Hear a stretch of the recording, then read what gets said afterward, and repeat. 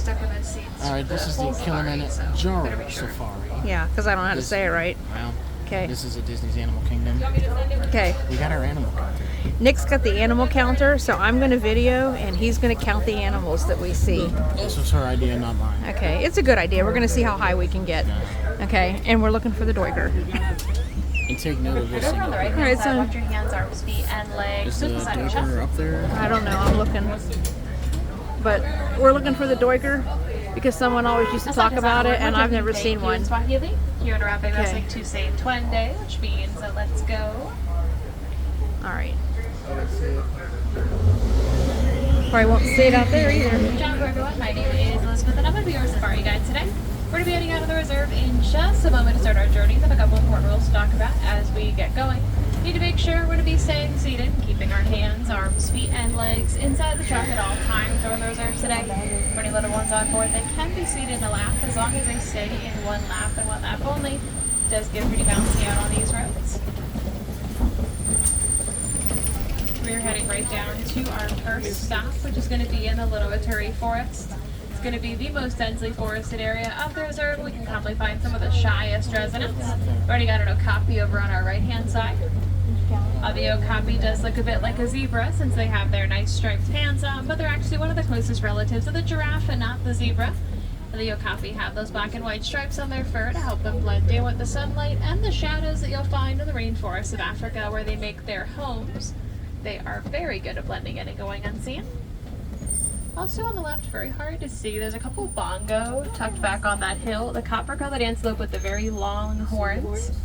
Now bongo are one of the shortest and heaviest types of forest antelope you'll find in Africa. They can weigh in at about 900 pounds. They're kind of short and stout. It helps them to hide in the underbrush and not be seen by any predators who might be in the area.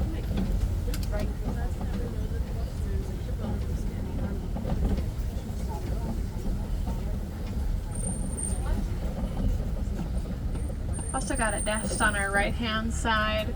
There should be a saddle-billed stork in that nest, but they've got, actually both of them are right here. We'll have one on our left and one on our right, these very tall black and white birds. Now they get their name from that big yellow shape on the top of their bill. It kind of looks like the seat of a saddle.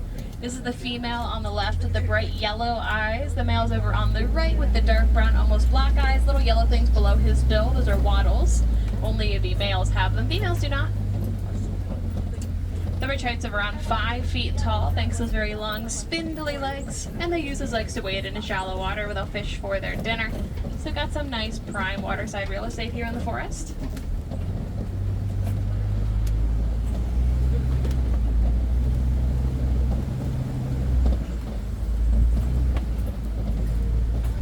Also on the left, we've got a couple of greater kudu, the tan antelope with the white stripes and no horns. You know that those are female kudu. Some of the males have horns. Females are also a bit more social, commonly found in groups of under or around 10. Males are mostly solitary or found in very small, very loose bachelor groups. We're going to go ahead and make our way out of the forest and on to our next stop, which is going to be down in the Sapi River Valley. A lot of the animals down in the valley do like to hang out in and around the water, but Sapi does mean clear, so we'll be keeping a close eye out. We might be hanging out below the surface as we head on down. I've got lots of pink-backed pelicans on the right, the very large gray and white birds with that big pouch below their bills. And actually we use that pouch like a net, so they're going to be scooping fish up in that pouch, squeezing the water out, and swallowing those fish whole. It's a great mental image for you. Pinkbacks are also one of the smallest of the pelicans. They have a wingspan of around 9 feet wide. It's also the width of the canopy of the struck above your head. Shifting our attention over to the left, we're going to be taking a peek over here looking for anybody who might be hanging out underwater. Now the water over here is super deep, so that's a place for animals to hide or wouldn't be able to see them, but never say never. Look for any kinds of silhouettes, shadows, big patches of bubbles rising up. Anything that might tell us somebody is hanging out down at the bottom of the river.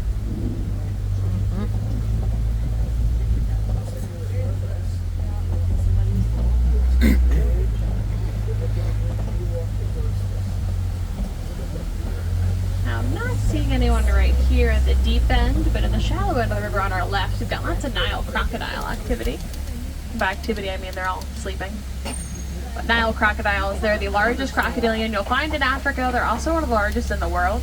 They can reach length of around 16 feet long and also weigh in at over 500 pounds, which is pretty big for a crocodilian. To go along with that, they also have an incredibly strong bite force that comes from their upper jaw and allows them to bite through the bones of their prey.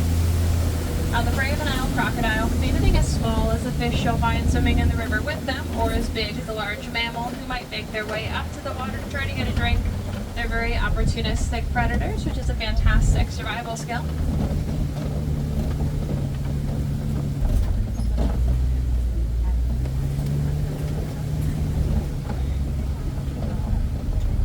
Very bumpy.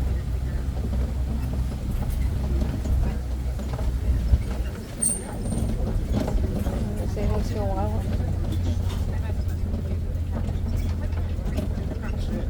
Our next stop is going to be down on the savannah. We're looking for a lot of what are known as migratory species down here. So animals who spend almost all their time on the move between sources of food and water. Our resources on the savannas of Africa can get pretty scarce, especially during times of drought when rain might not fall for weeks or months at a time. That's why some of the world's largest land migrations also take place on the African savanna. Should be keeping a close eye out and seeing where everyone is hanging out as we head down at the last little stretch of this hill.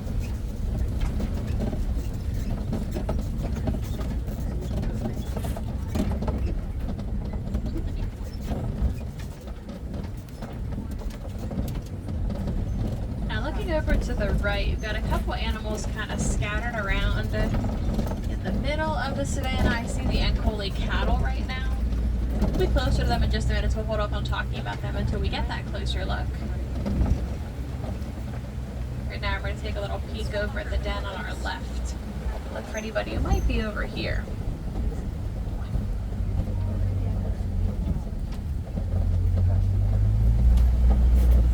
Now the sun is currently blinding all of us. Little coyote. There are some African painted dogs Or dogs. right at the edge of the den, like to the right of the den. Very hard to see, but they're over there. Their patchwork coats blend in incredibly well. African painted dogs are a really social species of wild dog who have not been domesticated. You'll find them in groups of around 5 to 15 individuals on average. They're very social animals. They're also one of the most successful hunters in Africa, beating out cheetahs and lions, which is pretty impressive. On our left, tucked back in the corner, there are 3 sable antelope with the very long curved horns that go straight over their backs. And then here closer to us, about lots of wildebeest scattered around. Now for these sable antelope, they are the emblem for the reserve we are on right now, so they're kind of like a celebrity around here. They're one of the few species of antelope who you'll actually see defending themselves against predators rather than fleeing. It's a big part of what they use those very large horns for, is to deter predators from jumping on their backs and also to charge at predators or intruders on their territory. So they're very brave and very courageous animals. They're a very fitting emblem for the reserve. We'll talk about the wildebeest in a second. We're going to have some Ankole cattle here on our right-hand side. On our right and our left-hand side, it's kind of like a slalom course, actually. The Ankole cattle, they're one of the only 2 domesticated species that you'll find on the reserve. Another name for them is the Watusi cattle, because they were first domesticated by the Watusi tribe in Africa. So they obviously none of the animals here have any fear of the trucks, but the cattle love to hang out right at the edge of the road.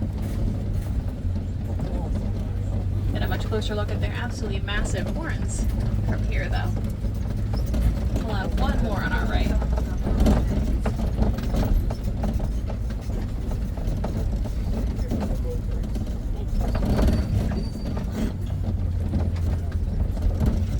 Also on our left, at the top of the hill, there's a giraffe who's about to disappear into the brush. We might see them again later. We should see them again later. That big beige antelope towards the bottom of the hill, that is an eland. Eland are one of the world's largest species of antelope. They can reach heights of around 6 feet tall at the shoulder, weigh in at about 2,000 pounds. That also does put them in the same weight class as giraffes, but unlike giraffes who have no lift and cannot jump at all, eland can jump around 6 feet up in the air from a standstill, which for an animal of that size and weight is honestly incredible to think about. I don't know how they do it. I'm betting they have springs hidden in their anatomy somewhere. Here's another giraffe on our left.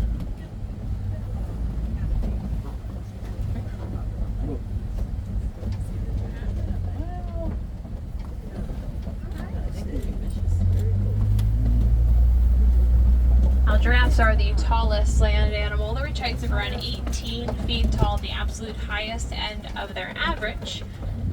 They love to eat. They're snacking pretty much constantly. They can reach all that super high foliage so no one else can. They're actually helping to encourage new growth in that process just by snacking, which is pretty neat.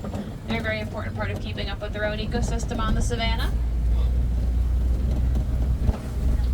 Also, the wildebeest we saw back there. Wildebeest are part of one of the world's largest land migrations. They can migrate in herds of up to 1.5 million. That does make them one of the most densely populated animals on this planet behind us as humans.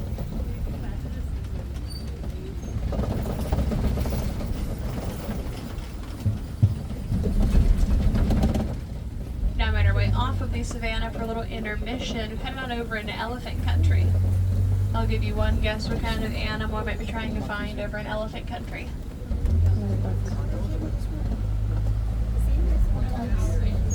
Alligators? What about mandrills? There's one over on our left, sitting on the rocks right there. The male's just kind of relaxing. That is the world's largest monkey right there. The males weigh in at about 100 pounds, but the females are much smaller, between 30 and 40 pounds. They all have the really vibrant ornamental colors on their faces, the really bright blues and reds around the muzzle, the big yellow mane. For the males, the color's a little bit more vibrant, but the females have them as well. There's also an elephant on our right. He's tucked back there in those rocks. We're trying to find a couple more up ahead, or might have a little bit of a better look, but those are the largest land animals. Elephants do live in matriarchal family groups. It just means that mom or grandma is going to be in charge of the entire family, not unlike with people. Male elephants will leave their family group somewhere in their teenage years to branch off and form loose batches or herds, but females stay together their entire lives. So a lone friend like the one on our right, so they're going to be one of those males. If I find a couple more bachelors or family group up ahead, we'll keep our fingers crossed as we keep on going.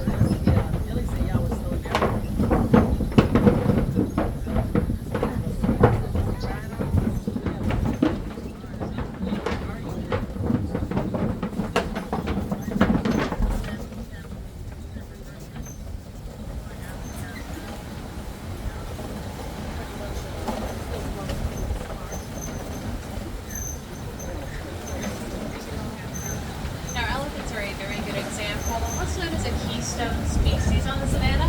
Just means that their animal plays a very important part in the circle of life, and they also give a lot more than they take from the world around them. You'll find keystone species all over the world. They could be any kind of animal. That in and of itself doesn't matter. All that matters is they keep everything working as it should by doing the normal everyday behaviors, and for elephants, that is being a bulldozer on the savanna. They can do some pretty incredible things with their size, like pushing over entire trees to hit the very tasty snacks at the top of those trees. They can also pave paths through wooded areas to make those areas a little bit more accessible for themselves and smaller animals. But their coolest skill comes from their very large nose, aka their trunk. They can actually sniff out resources like food and water, even underground springs from miles away. They'll then travel to resources like those springs, dig them up with the help of their trunk and their tusks, and that allows themselves and other animals to access water during the roughest time of year, which is a pretty incredible skill to have someplace like the savanna where droughts are so common. Now, elephants are just one example of a keystone species. We've seen so many so far from all across Africa. Giraffes are another good example as those natural tree trimmers and pruners. There are plenty more where that came from. I would definitely encourage you to do some research. Try to find a couple of keystone species that exist in your backyard. Find a few ways to help protect them in your day-to-day life. Even little things like picking up trash to the local park and also recycling can go a very long way. Every action, no matter how big or small, really does make a difference, even if we don't see it at first.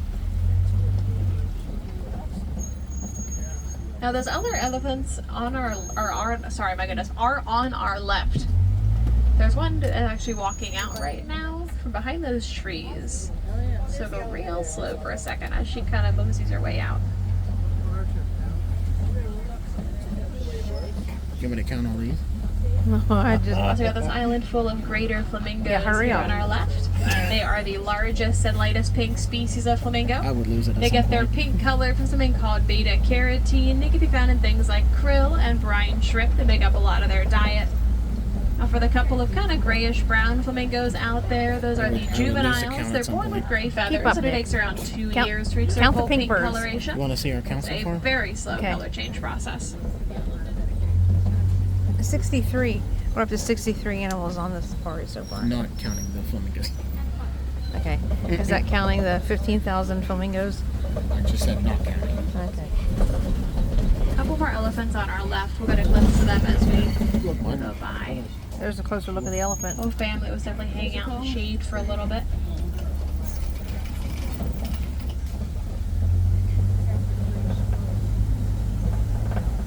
We're on the second half of the savannah now. Things are a bit shadier over here.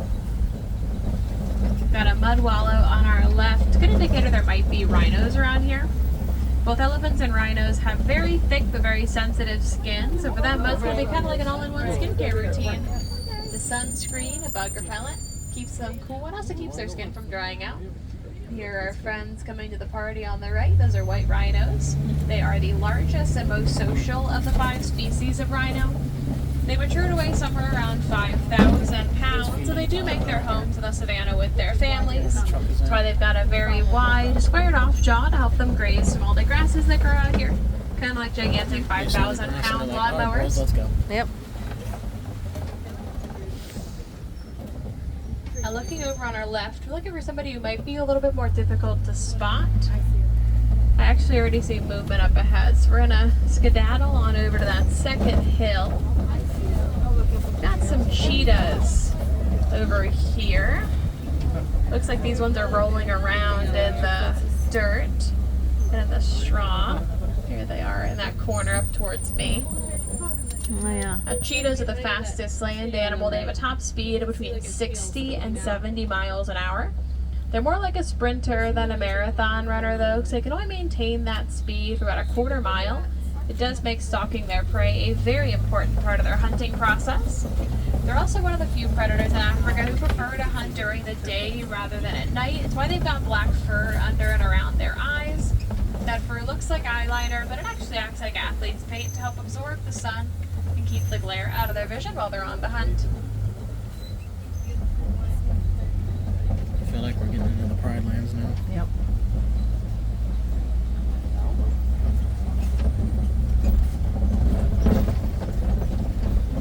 Now we're keeping one eye out up on the Kopi on our left. I'm looking at another white rhino off on our right hand side. We'll see them a little bit better as we loop around.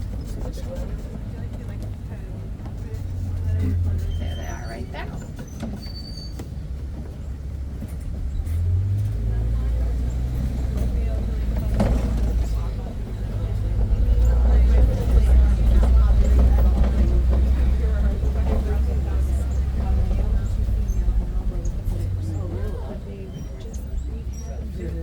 There's a lion paw over on our left. Just barely see a foot.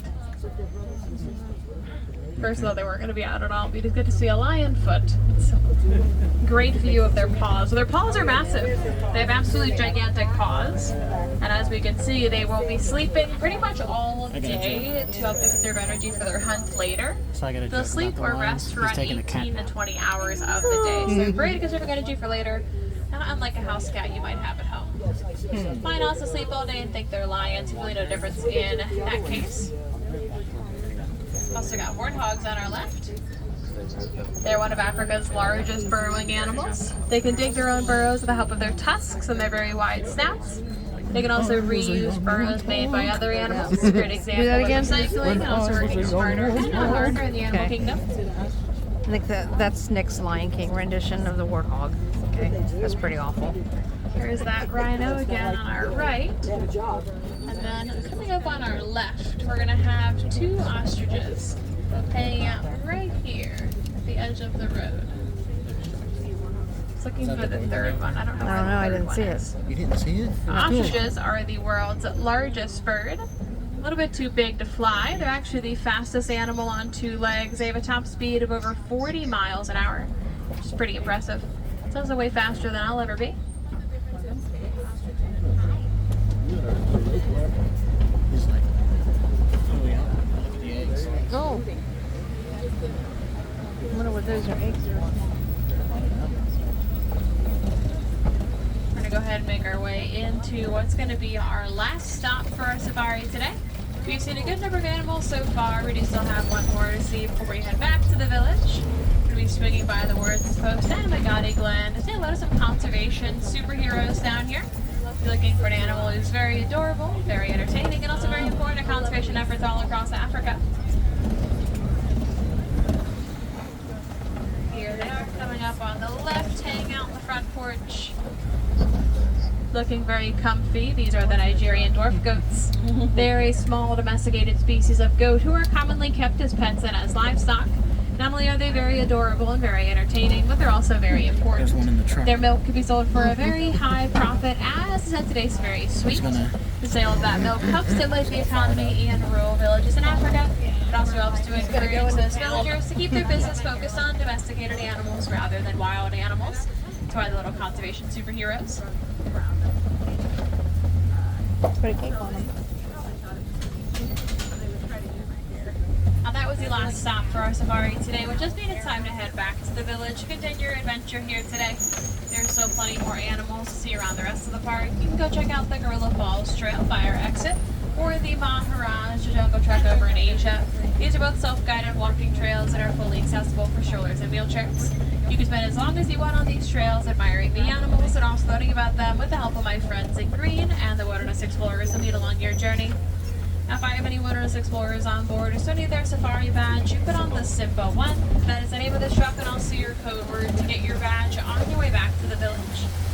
I'd also encourage you to find a favorite animal you see around the park today and then as much as you can about them while you're visiting us. When it comes to wildlife conservation, knowledge really is power. The more we know about these animals, the more we care. The more we care, the more to protect them, which is the ultimate goal. So if you have any questions we have to answer, so to get back up to the dock that is not too far ahead of us now. My window is always open. Oh, good.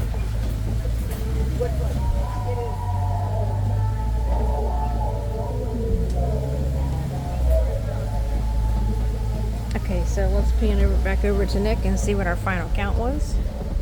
Y'all ready for this? Okay, we're ready for this. Now we are going to 81 bypass animals. these docks right here to go back up. He for a clicked picture and not counted too long for. ago. Means we've got an extra I said 30 81 together animals to that make you our way clicked back and up, but counted it should for. be a pretty quick trip. Now we're going to be inside the Gorilla Falls trail once we get back up there. So if you want to head through that trail, just turn left to the bottom of the ramp. When I head back to the village, just turn right. You can head right So back let's wave out to the where other you came in safari by going driver. that way.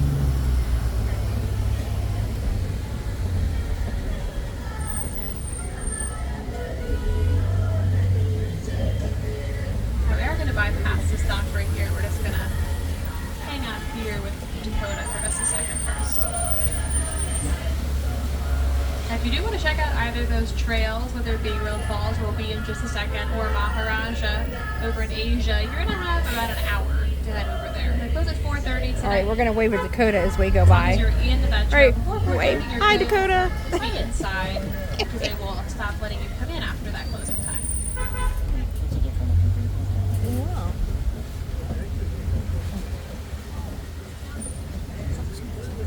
Now, anything with animals here is going to close earlier than the rest of the park. For the trails, it's 4:30. Also for Biki's Planet Watch, the last train will leave at 4:30 to take you over there. You can still come back after 4:30. They'll bring you back until 5 or 5:30, but last train to take you there is 4:30. For us at Safari, their line closes at 4:45. So accordingly, that's going to ride again before the end of the night. There's still plenty more animals here in the rest of the park, though, not just limited to the ones on those trails. The animals in the common areas will be available to see usually until park close or sunset, whichever one comes first. These are animals like the ones in Discovery Island where Tree of Life is located, and also in the Oasis, the very front of the park where you first made your way in today. All right, when we pull up here, we're going to see if we can get If any of the anybody wants waiting, some caffeine, guests to wave at the camera as we go by. Get a flat white coffee at Starbucks. Help to support the Oh. conservation of Okay, so cotton Nick top said there's a savers. guest Very already welcome. waving. It's right across the way. Oh, Just I like see a kind of hand wing waving. when you get All right, so when we coffee go and by, I'm going to caffeine, wave, they and I'm going get to see how many some waves we proceeds can get into back. conservation for their cause. They did a lot of help. They're critically endangered in their homes in South America in the Colombia We're going to see how rainforest, friendly so the win-win Cuban again. species Caffeine is and as we go conservation. by. What could be better than that?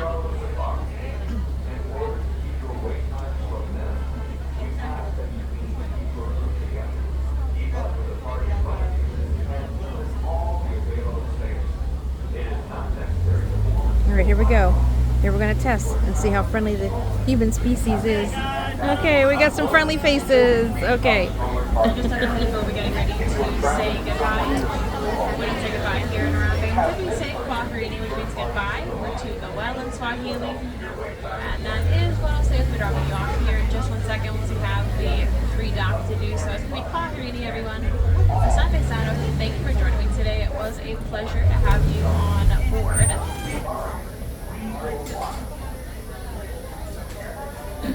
Got a couple more friends getting on this truck. Once they are on and ready, we'll be getting you on your way as well.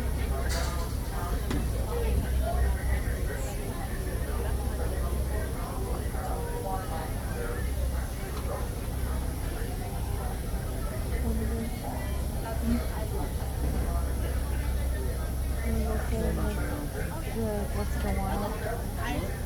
What do they say? Let's go on.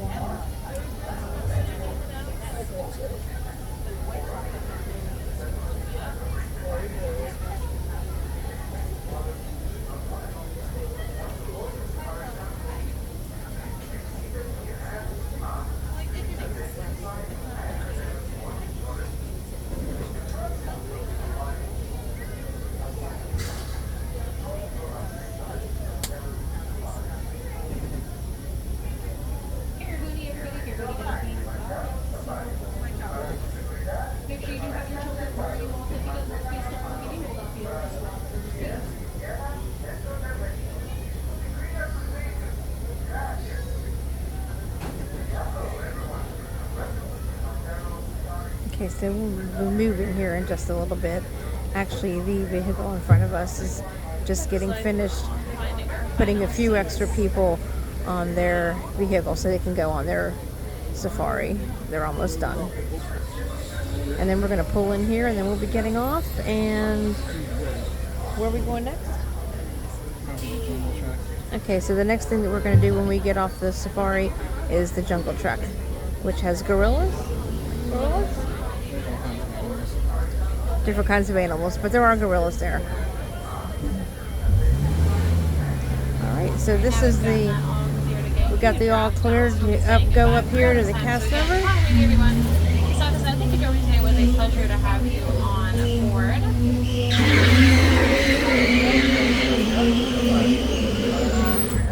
Alright, hope everybody enjoyed.